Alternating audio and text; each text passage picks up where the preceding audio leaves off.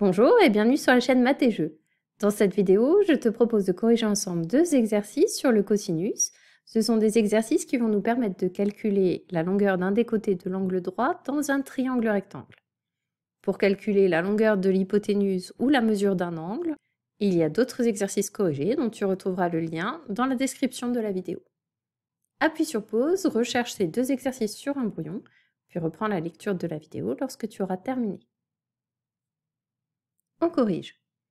Dans l'exercice numéro 1, on nous dit que RST est un triangle rectanglant R, on nous donne la mesure de l'angle RST, la mesure de l'angle RTS et la longueur du côté ST. On nous demande de calculer la longueur RS. Comme pour tout exercice de géométrie, si on reste bloqué comme ça sur l'énoncé, on ne va réussir à rien faire. Il faut commencer par faire un schéma codé. Donc on dessine un triangle rectangle que l'on nomme RST, il est rectangle en R. Sur ce triangle, on fait apparaître l'angle droit, donc, l'hypoténuse en rouge, la mesure des deux angles, et tu remarques que j'ai repassé en bleu l'angle de sommet S, puisque j'ai repéré que le côté RS, celui dont on cherche la longueur, est le côté adjacent de cet angle. La mesure de l'angle STR ne nous sert pas ici puisqu'on cherche à utiliser le cosinus.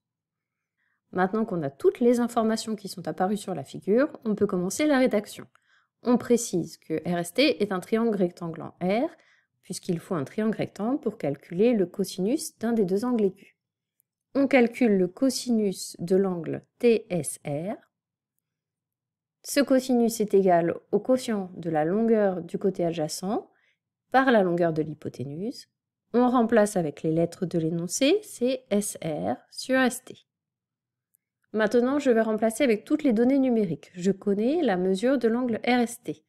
Et la longueur du côté ST, j'écris donc cosinus de 47 degrés est égal au quotient de SR, je ne le connais pas. Par contre, ST, je sais qu'il mesure 25 cm. Comment faire à partir de cette égalité pour retrouver notre inconnu SR? On va lire cette égalité comme l'égalité de deux quotients. Le cosinus de 47, c'est la même chose que le cosinus de 47 divisé par 1. J'ai donc deux quotients égaux. Pour retrouver la longueur SR, je vais utiliser la formule du produit en croix. SR est égal à cosinus de 47 multiplié par 25. Pour éviter de confondre, on va commencer par écrire 25 fois cosinus de 47, sinon on pourrait croire que ce 25 est la mesure de l'angle. Et on divise par le nombre en diagonale de SR, c'est-à-dire par 1. J'ai écrit cette division, même si elle est symbolique, c'est juste pour que tu comprennes comment on a utilisé le produit en croix. Et maintenant, on utilise la calculatrice. Je calcule 25 multiplié par le cosinus, je le retrouve ici, et 47 degrés. Je n'écris pas degrés puisque j'ai pris soin de mettre ma calculatrice en mode degré. Je referme la parenthèse, divisé par 1, c'est inutile, et j'appuie sur exécute. Je vois que cette longueur est à peu près égale à 17 cm. Je reprends la rédaction de l'exercice. SR est environ égal à 17 cm. Et je conclue avec une phrase réponse. Passons à la correction de l'exercice numéro 2. C'est un exercice extrait du DNB de 2022 dans les centres étrangers. On nous demande de prouver que le segment AB mesure 4 cm. Regardons la figure géométrique qui est fournie. On peut lire les informations sur cette figure. Le triangle ABC est un triangle rectangle en B. On connaît la mesure de l'angle de sommet A dans ce triangle et on connaît la longueur de l'hypoténuse. Ce que l'on cherche à calculer, la longueur de AB, c'est la longueur du côté adjacent à cet angle CAB. Je fais apparaître en rouge l'hypoténuse et en bleu ce côté adjacent. J'écris que le triangle ABC est un triangle rectangle en B.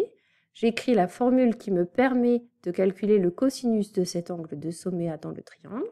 C'est la longueur du côté adjacent à l'angle divisé par la longueur de l'hypoténuse. Donc avec les lettres de l'énoncé, c'est la longueur AB divisée par la longueur AC. Le cosinus de 60 degrés est égal à la longueur AB divisée par 8. Je vais lire cette égalité comme une égalité de deux quotients.